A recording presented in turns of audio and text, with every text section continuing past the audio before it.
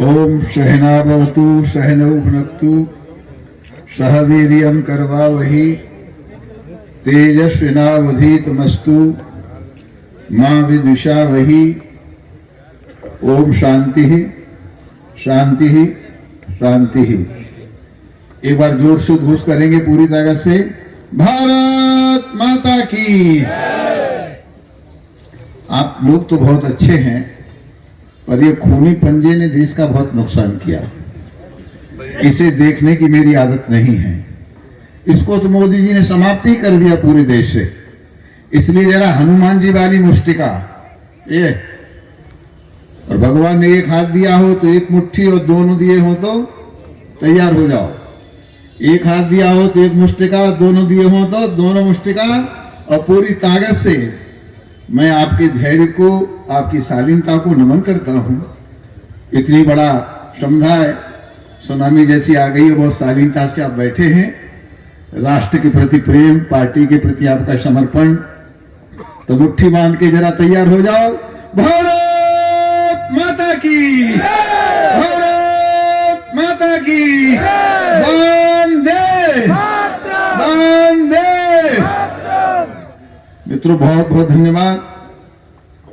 हमारे जनपद के बहुत ही यशस्वी जिलाध्यक्ष आदरणीय सुनील सिंह जी, और जिन्होंने सब कुछ बोल दिया, मेरे बोलने के लिए कुछ नहीं छोड़ा। ऐसे हमारे बहुत ही प्रिय, बहुत ही जुझारू, लोकप्रिय नेता, उत्तर प्रदेश सरकार में मंत्री माननीय मोहन रजा जी, लोकसभा में हमारे साथी, और नेमेश में मेरा आश्रम है, वहां के मिश्रिक के एमपी माननीय अशोक रावत जी, और यहाँ के बहुत ही लोकप्रिय, जुझारू, बहुत ही कर्मठ, शरप्रिय, उनके लिए कितने विशेषण लेके आऊं उनको समझ में नहीं आता।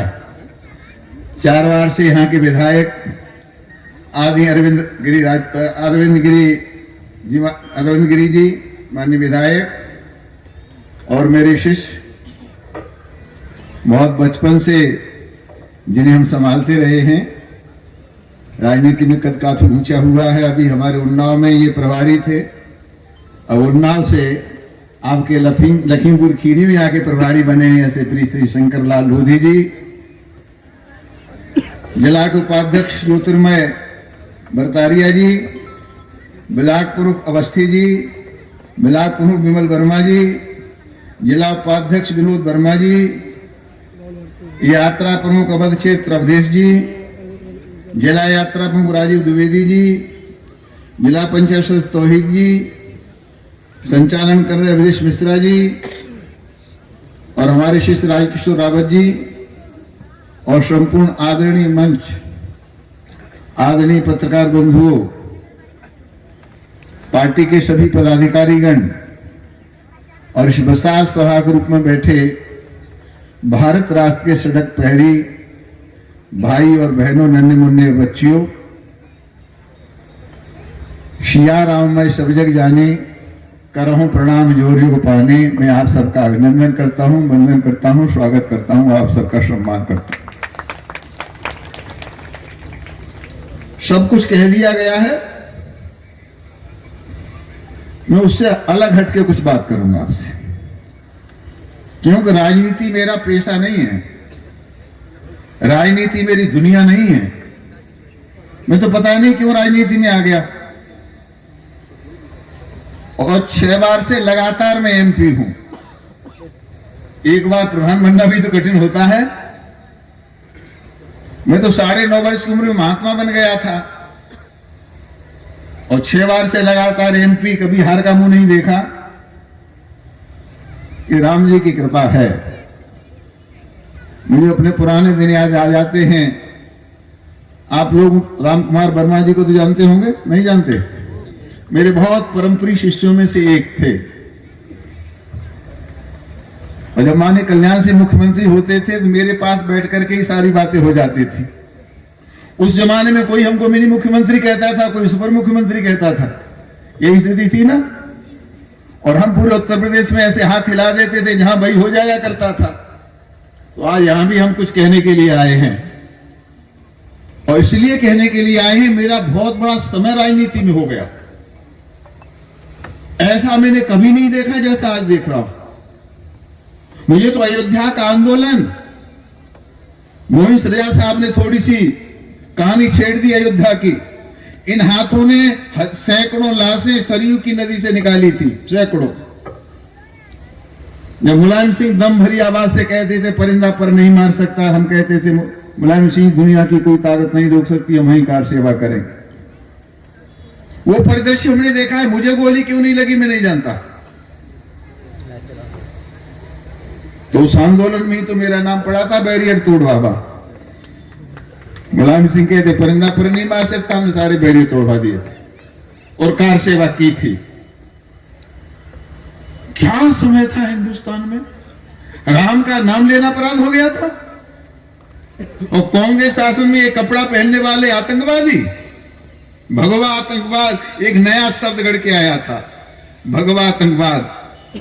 प्रज्ञा ठाकुर को जेल में डाल दिया गया, असीमानंद को जेल में डाल दिया गया।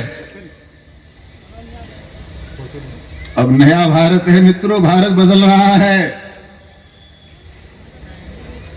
अब भारत का प्रधानमंत्री कहीं विश्व में देखा भगवा वस्त्र पहन करके गंगा में गोते लगा रहा है, हाथ में कलश लेकर के अर्घ्य सूर्य को अर्पण कर रहा है, और गंगा जल लेकर के भगवान काशी विश्वनाथ का अभिषेक कर रहा है। तो अब तो लग रहा है कि हिंदुस्तान बदल रहा है। 1984 में योजनाबद्ध तरीके से कांग्रेस ने सिखों का कत्लेआम किया था। हमारे भी गुरुद्वारों पर आग लगाई गई थी।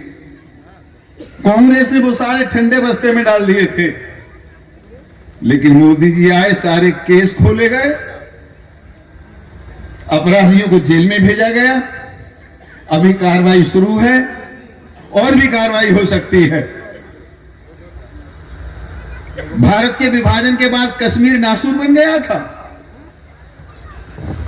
वहां के फारूक अब्दुल्ला जो कई बार मुख्यमंत्री रहे, वो कहते थे मोदी 10 बार भी प्रधानमंत्री बने तो धारा 370 हटा नहीं सकता। फारूक अब्दुल्ला कोई छोटा मोटा आदमी नहीं है, केंद्र में मंत्री रहे, वहां मुख्यमंत्री भी रहे, और क्या कहा कि 10 बार भी प्रधानमंत्री बने मोदी तो धारा 370 हटा नहीं सकता। अब फारूक से पूछो क्या हुआ। वो तो दूसरे बार में धारा 370 भी चली गई, 35 ए भी चली गई, और केंद्र शासित प्रदेश भी बन गया, लेह लद्दाख भी, जम्मू कश्मीर भी, और समस्या का समाधान भी हो गया। मुझे याद है, मैं मथुरा से सांसद था, डॉक्टर जोशी के नेतृत्व में हम तिरंगा यात्रा लेकर के गए थे श्रीनगर के लाल चौक में एक तिरंगा फहराने के लिए। एक धीरेन्द्र ने तब कहा था कि यहाँ कोई तिरंगा नहीं फहरा सकता, गोलियों से उड़ा दिया जाएगा। फगवाड़ा से आगे हमारी बसों पर हमला हुआ था, हमारे दर्जन लोग घायल हो गए थे, हमारे गनर के सीने में गोली लग गई थी। केवल झंडा एक फहराना था, लेकिन आज वहां लेफ्टिनेंट जनरल हमारे मित्र मनोज सिन्हा हैं। अब तो जम्मू कश्मीर में, लेह लद्दाख में, श्रीनगर में हर सरकारी बिल्डिंग पर तिरंगा लहरा रहा है। कितना आनंद दिखाई दे रहा है। भारत माता की जय, भारत माता की जय। अभी मेरा एक बयान चल रहा है मैन टीवी पर, एक शिरफरा है हैदराबाद में। यहाँ के हमारे मुस्लिम भाई बहुत अच्छे, मुसलमान हिंदू में होड़ है, हिंदू कहता है मोदी मोदी, मुसलमान उससे ज्यादा कहता है मोदी मोदी। लेकिन वो हैदराबादी पागल हो गया, वो पता नहीं, बोले मोदी चले जाएंगे, योगी चले जाएंगे तो क्या होगा। मैंने कहा ओबीसी, तू मोदी तक और योगी तक क्यों पहुंच रहा है? अगर तूने अपनी माँ का दूध पिया है तो वहीं हैदराबाद में मेरा बेटा राजा सिंह बैठा हुआ है, जरा बात कर ले तो वहीं ठीक कर देगा। वो हैदराबाद से निकलने नहीं देगा तेरे को। तो हमारा एक शेर, बबर शेर तेरे हैदराबाद में बैठा है, धूलपेट में बैठा है, तेलंगाना में बीजेपी का विधायक है, तू उससे ही बात नहीं कर सकता। आपको जान के आश्चर्य होगा, जब अकरुद्दीन ओबीसी ने यह कहा था कि 15 मिनट के लिए पुलिस हटा ली जाए, जी मैम, तो हम हिंदुओं को क्या कर देंगे? वो 50 लोगों को लेके टी राजा सिंह पहुंच गया था उसके घर पर, और साले बाहर निकल, 15 मिनट तो बाद में होंगे, हम आ गए यहां पर। तो ये केवल बोलते हैं, इनके पास कुछ नहीं है। ये हिंदू और मुसलमान में खाई खोदना चाहते हैं। मैं हिंदू मुसलमान दोनों का हृदय से धन्यवाद करना चाहूंगा। धारा 370 हट गई, पत्ता नहीं हिला, हिला पत्ता। और सुप्रीम कोर्ट ने अयोध्या का निर्णय किया, पूरे हिंदुस्तान में कहीं पत्ता हिला नहीं। ओबीसी कहता था ये ईंट नहीं रखी जा सकती, खून खराबा हो जाएगा, खून की नदियां बह जाएंगी, कुछ हुआ क्या? अब इस देश का मुसलमान भी बहुत समझदार हो गया है, और कुछ तो इतनी समझदार हो गए घर वापसी करने लगे। हमारे वसीम रिजवी साहब आगे, पता नहीं कितने आगे, क्या क्या सोच रहे हैं। और अधिकांश तो ये कहने लगे साहब है तो हम हिंदू ही, तो किसी की तलवार की डर की वजह से मुसलमान बन गए, तो अब तो किसी की तलवार का डर है ही नहीं। अब तो अपने अपने तरीके से भगवान की आराधना करने के लिए सब स्वतंत्र हैं। ये आजाद भारत है, किसी के लिए कोई प्रतिबंध नहीं है। और मित्रों, हिंदुस्तान में मुसलमान जितना सुरक्षित है, उतना सारे विश्व में कहीं मुसलमान सुरक्षित नहीं है। पता लगा लेना अपने इस्लामिक देशों में अब तक करीब 34 लाख मुसलमानों का कत्ल हुआ है, और 34 लाख मुसलमानों का कत्ल मुसलमानों ने किया है, बजरंग दल वालों ने नहीं किया, साक्षी महाराज ने नहीं किया, बीजेपी वालों ने नहीं किया। और 34 लाख मुसलमानों का कत्ल मुसलमानों ने किया है। हुसैन का कत्ल किसने किया था? हमने किया था, कलमा पढ़ पढ़ के उनका कत्ल किया था। मौलवी थे, बड़े बड़े कुरान के जानकार थे, कलमा पढ़ पढ़ के बेचारे हुसैन को मार दिया। वो लोग सारे विश्व में अशांति चाहते हैं, हम इकलौते हैं सारे विश्व में, धरती पर हम कहते हैं सर्वे भवन्तु सुखिना, सर्वे सन्तु निरामया, सर्वे भद्राणि पश्यन्तु मां कश्चित् दुःख भाग् भवेत्। हम अकेले हैं, अपने मंच से कहते हैं प्राणियों में, बोलो ना, प्राणियों में सद्भावना हो और विश्व का, हम विश्व के कल्याण की बात करते हैं। विश्व में तो पाकिस्तान भी आता है, विश्व में तो अफगानिस्तान भी आता है, विश्व में तो बंगला भी आता है, विश्व में तो सऊदी अरब भी आता है, विश्व में तो मुस्लिम कंट्रीज भी आते हैं। तो हम कहते हैं प्राणियों में सद्भावना हो और विश्व का, और विश्व में हिंदू भी आता है, मुसलमान भी आता है, सिख भी आता है, ईसाई भी आता है, सब आते हैं। तब सहज भाषा में मोदी जी ने कहा सबका साथ, सबका विकास, सबका विश्वास और सबका प्रयास। इसलिए निकालिए जन विश्वास यात्रा। अच्छा, आपको मोदी जी पर, योगी पर विश्वास है? योगी के बुलडोजर पर विश्वास है कि नहीं? बोलो ना, योगी जी के बुलडोजर पर तो है ना, जो कोई बदमाशी करे सीधा बुलडोजर का निशाना उधर ही। आज तक ऐसा कोई हुआ क्या? मैंने अपनी आंखों से IAS IPS को पिटते देखा है उनके शासन में। मैं नाम नहीं लूंगा, सपा का शासन था, वोट पड़ रहे थे, 9 बजे तक 85% वोट पड़ गए एक बूथ पर। तो ASP थे, उन्होंने पूछ लिया कि अभी तो 9 नहीं बजे है, 85% वोट। इतना पूछा था कि सपा के नेताजी ने एक गाल पर हाथ मारा ASP के, वो तो भला गनर ने हाथ पकड़ लिया, हाथ लगा नहीं। वो ASP मेरे पास बैठ के रोए, मैंने अपने उत्तरी सुन के आके पूछे, आंसू पूछे, ये गुंडागर्दी थी। लेकिन अब तो मोदी की सरकार है, योगी की सरकार है, भारतीय जनता पार्टी की सरकार है।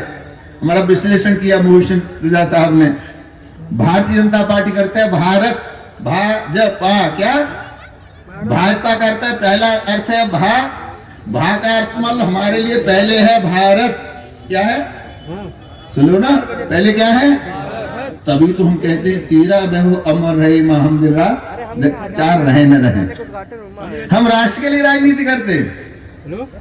ये भारत विश्व की सबसे बड़ी लोकतांत्रिक पार्टी है भारतीय जनता पार्टी।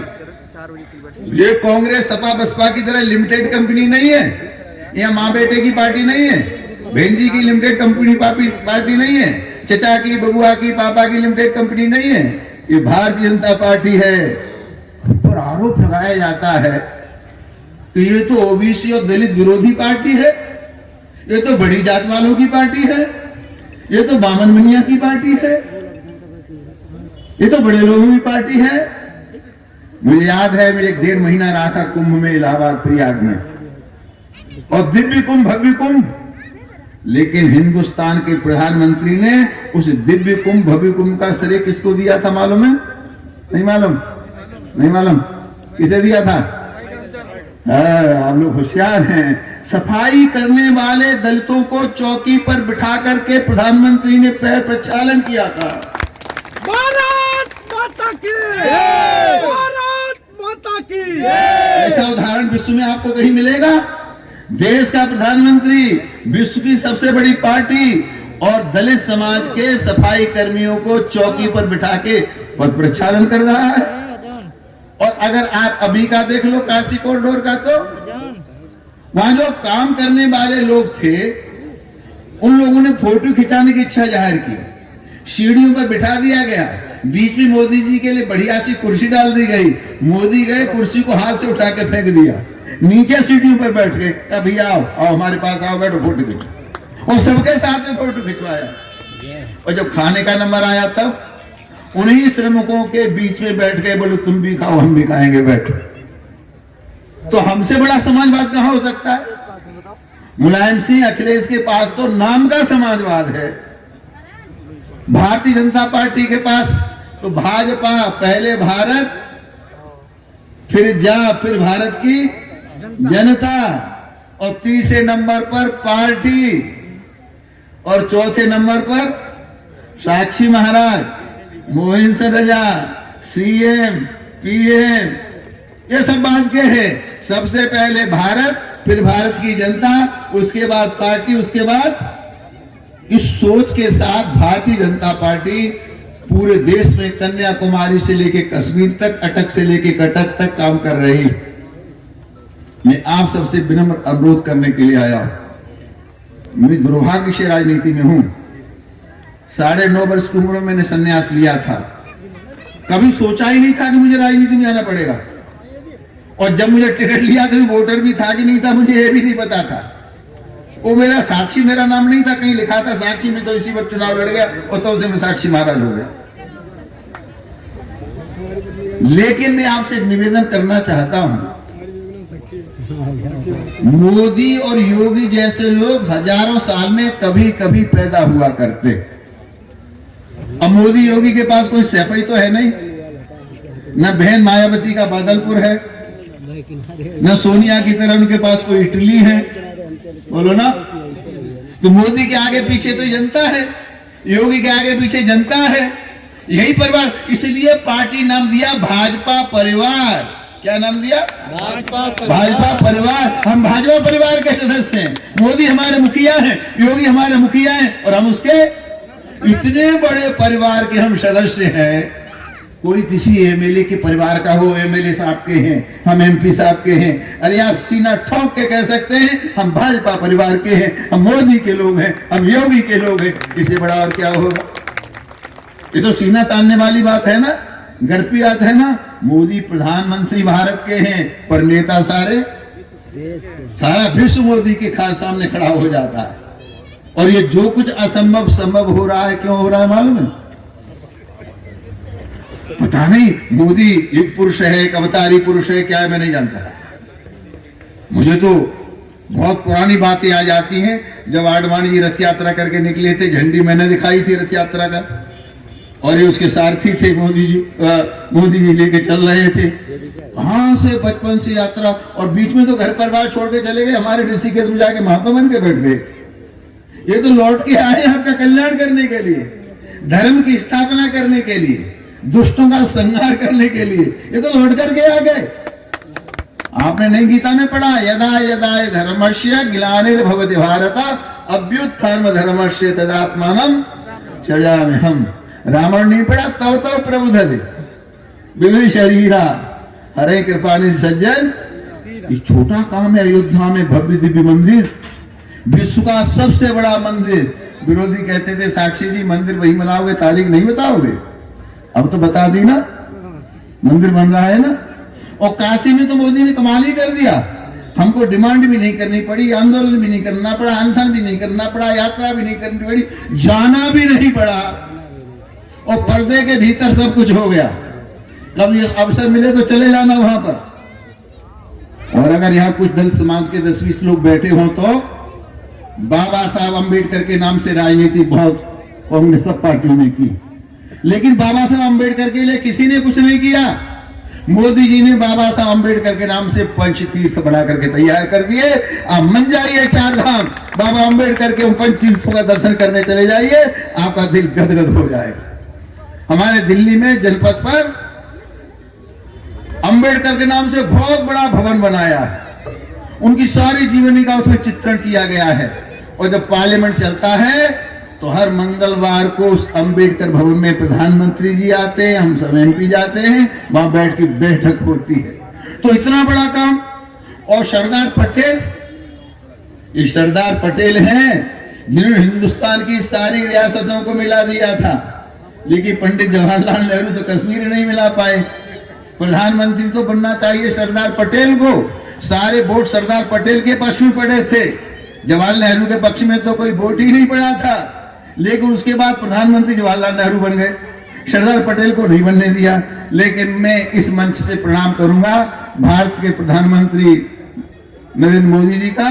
उन्होंने गुजरात में दुनिया की सबसे ऊंची मूर्ति सरदार पटेल की बना के पटेलों का सम्मान किया, पावन करता है।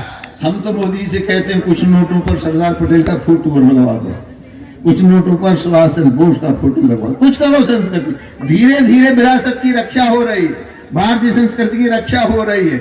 और जो हमारे धार्मिक स्थान, हमने तो पाकिस्तान में जाकर के गुरुद्वारे का दरवाजा खुलवा दिया, तो सब कुछ धीरे धीरे हो रहा है। मुझे लगता मोदी ने इंग्लैंड में जाकर के, वहां जाकर डॉक्टर अम्बेडकर के जगह जहाँ बैठ के पढ़े तो उसका अपने हाथ में उसको ले लिया, उसे खरीद लिया। तो कुल मिलाकर के मैं कह सकता हूं ये सब कुछ हो रहा है इसलिए कि मोदी है तो, जोर से बोलो, मोदी है तो, मोदी है तो। अब बुलडोजर तब तक चलेगा, योगी है तो, बोलो ना, योगी है तो। इसलिए दोनों हाथ जोड़ करके मेरा आपसे निवेदन है, किसी के बहकावे मत आना, किसी के फुसलाए मत आना। यूपी में आएगा तो योगी ही, कोई रोकने वाला नहीं है। मैं तो सारे प्रदेश में दौड़ता रहूं, पश्चिम की चिंता मत करना। मेरे बहुत जाट चेले हैं वहां पर, बहुत गुजर चेले हैं। हम पश्चिम में एक भी सीट हार के नहीं आ रहे हैं, पश्चिम से भारी बहुमत से जीत के आ रहे हैं। और पूरब में भी आंधी चल रही है। और यहाँ का तो कहना ही क्या है, आप देख रहे हो ना क्या जन समुदाय है, किस तरीके से शालीनता से आप बैठे हैं। हम तो आपको हाथ जोड़ के पहले ही प्रणाम कर चुके हैं। मैं आप सबके लिए हृदय से, बहुत बहुत लंबी यात्रा है, समय नहीं है, फिर कभी गिरिजी जी बुलाएंगे तो फिर आपके बीच में आऊंगा। आप सबके लिए ढेर सारी शुभकामनाएं करता हुआ मंच को प्रणाम करते हुए शब्दों को विराम देता हूं। जय हिंद, जय भारत।